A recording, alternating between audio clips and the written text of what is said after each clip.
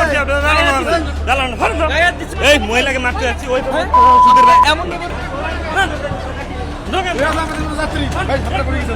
বলছি এখানে যাওয়া যাবে না, ছেলে মানুষ মেয়ে মানুষ হলে হয়তো যাওয়া যাইতো।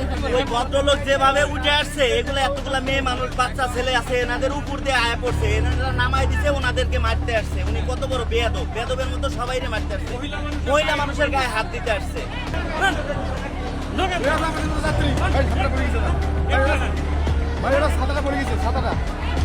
দর্শক আমরা দেখতে পাচ্ছি একজন ভিতরে ঢোকার চেষ্টা করছে, একজন মহিলা রয়েছে, তবে সেই মহিলার গায়ের উপর দিয়ে কিন্তু তিনি আসলে ঢোকার চেষ্টা করছেন, এমনটা কিন্তু আমরা দেখতে পাচ্ছি।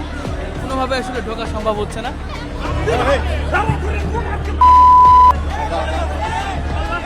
ভাই ভাই ভাই কি হয়েছে ভাই? গেট খুলে না, কথা বলছি। গায়ে হাত দিচ্ছেন কেন আপনি?